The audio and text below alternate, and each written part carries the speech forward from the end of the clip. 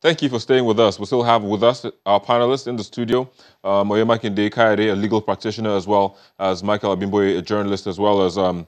Abiodun Ajijola, who is an election observer. He's joining us from Akure, the Ondo State capital. But, just before we went on the break, he talked about what has been going on with the election fund and how money, is actually needed for INEC to conduct a very free and fair election. But before the election, the primaries, you talked about the indirect and the direct primaries.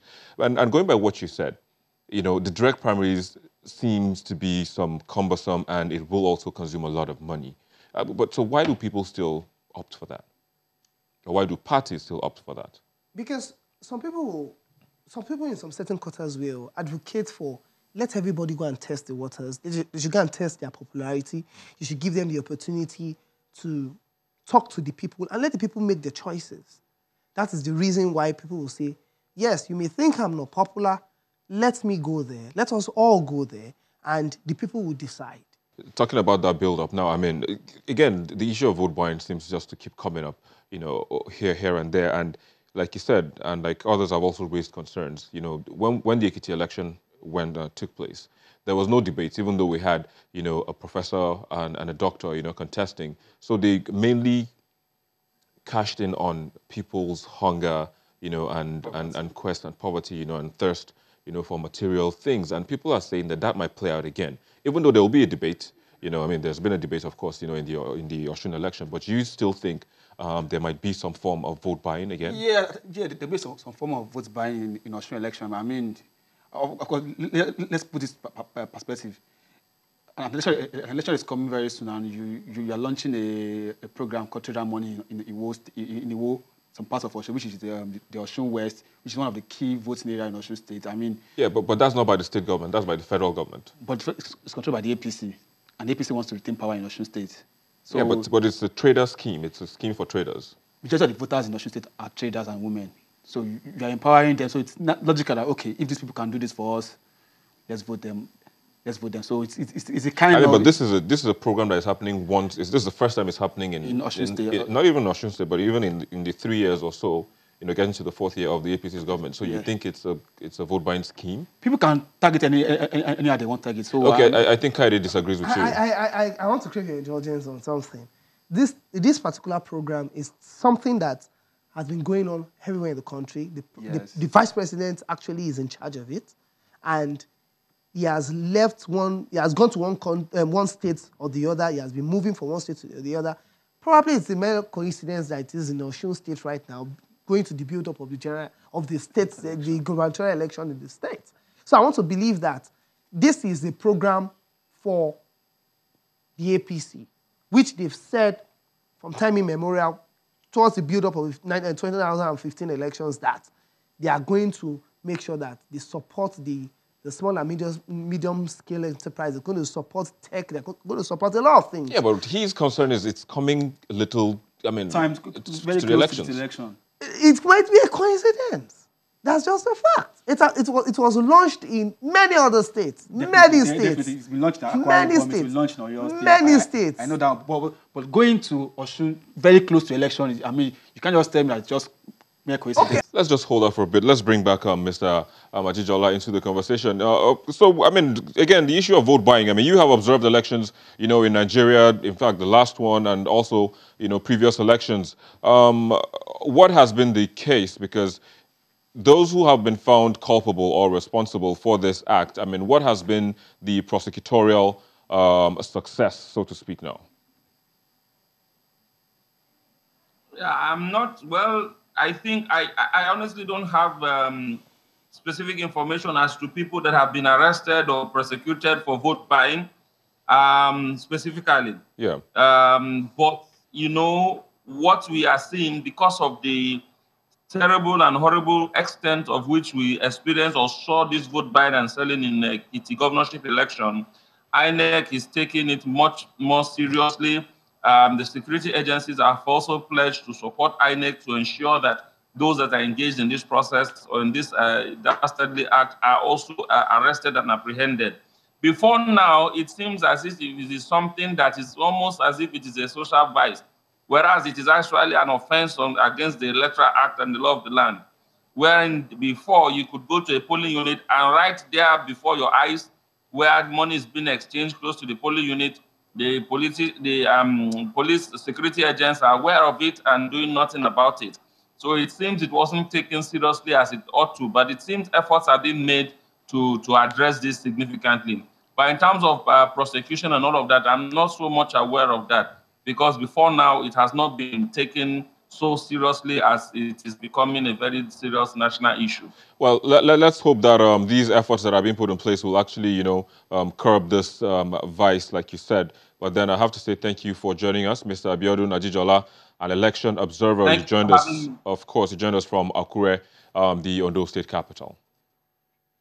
Well, guys, I'd have to say thank you as well. Mike Abimboye, journalist, thank you for joining us on the program, as well as Kaide Oyemakinde, legal practitioner and political aspirant. Let me just put that. Thank you very much. Thank you for joining us on the program. It's a pleasure. Of course. I'll be back in a moment with the most viewed videos on our YouTube channel in the past week. Please stay with us.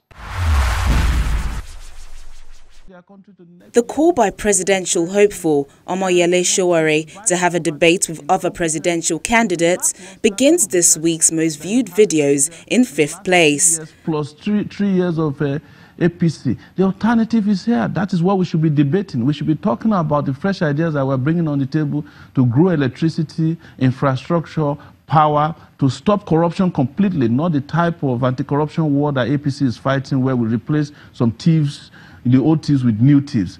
Please, let's have that conversation.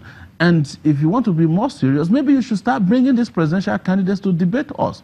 Buhari should be brought out. The media should force them out of hiding. Let them come and debate the future of Nigeria. Nigerian young people have come to a conclusion where they have presented alternatives, and these alternatives are going to kick out the old guards in 2019. Yeah, I have here with me two people who know their onions when it comes to fashion and style. And we're going to try and dissect some of what we saw on the red carpet and on social media, on our TV screen. It is followed in 4th by that of a review of what celebrities wore to the African Magic Viewers' Choice Awards 2018, which held in Lagos, Nigeria. It was interesting. I mean, I was talking on Twitter today that we really need to know what the industry is worth at the weekend. Because I was out yesterday throughout the day at the venue, and I saw so many things happening. There were clothes on the